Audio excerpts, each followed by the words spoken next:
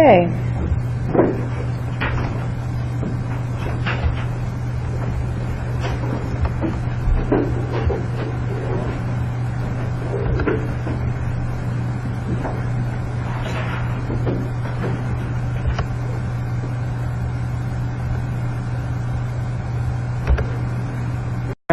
A NOVA, it's just a 6-minute segment from a NOVA program, which kind of gives you a nice illustration of this work.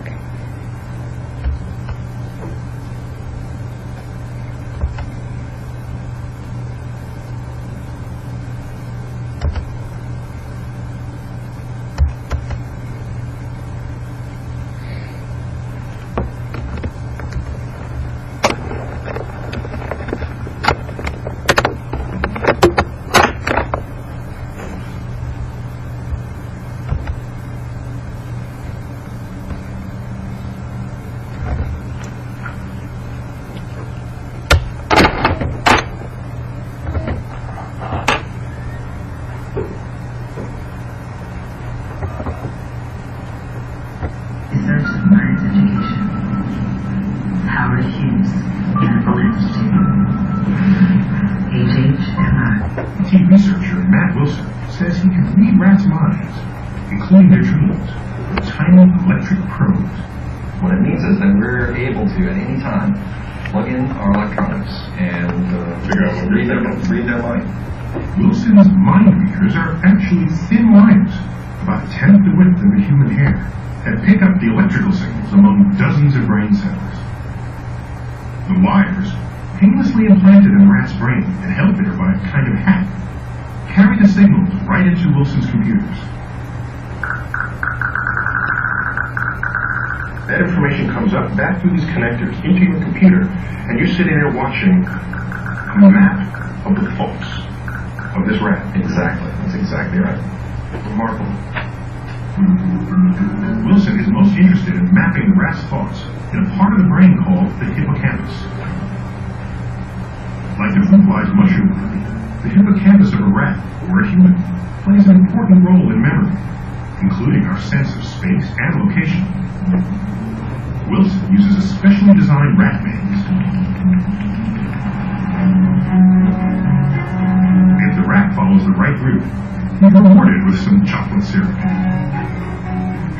And as he moves through each different spot in the maze in search of his goal, a unique pattern of cells fires in his brain. So we can tell where the animal is simply based upon which cells in the hippocampus are active. That pattern will be unique for a given location in a given environment.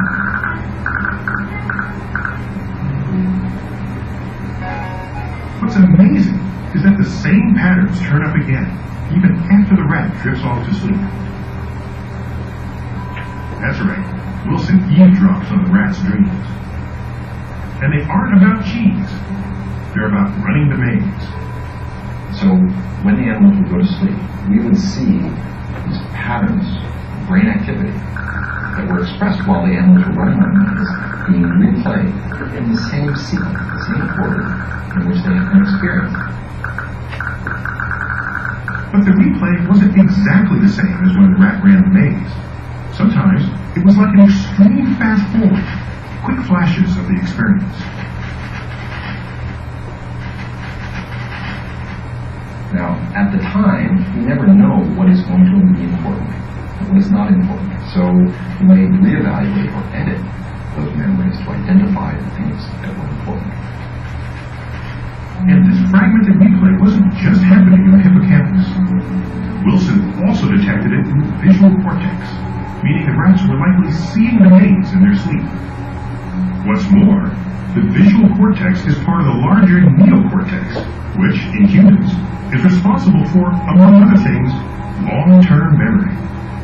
The hippocampus is replaying the events of the day. The hippocampus is almost sort of reactivating the memories at night and playing them out to the neocortex.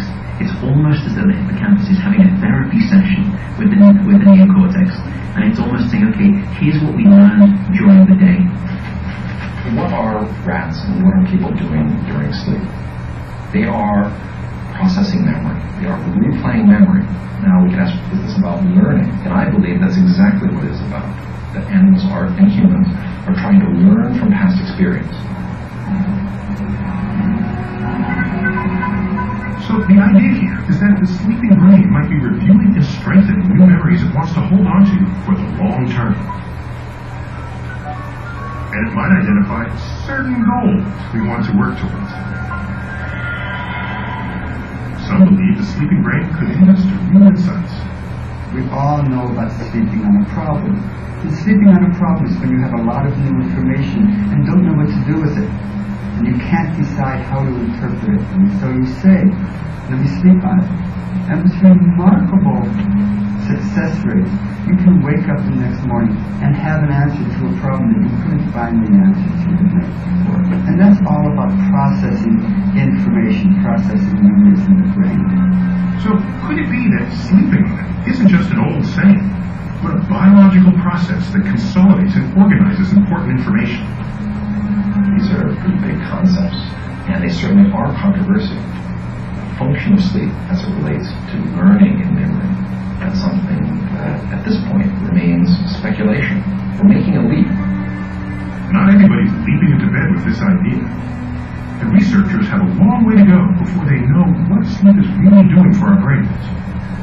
But if the speculation turns out to be true, then you have to wonder, what is our 24/7 culture doing to our ability to think straight?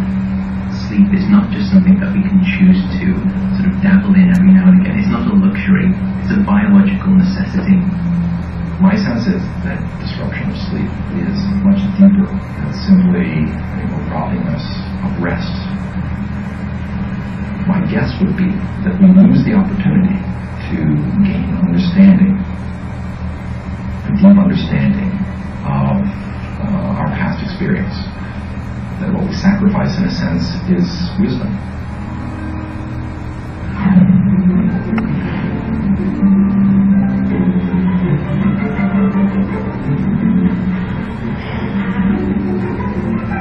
That was the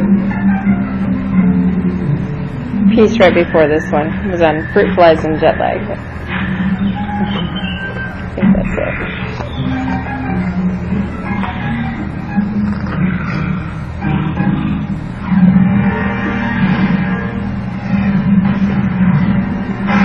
In the movies, crazy.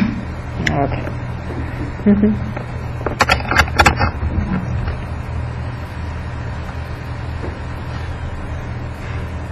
So one thing that sort of didn't come out of that is that, as we've been discussing, it seems to be that REM is the essential time for that wisdom-based learning, for that sort of sleep-on-it phenomenon where, let's do that.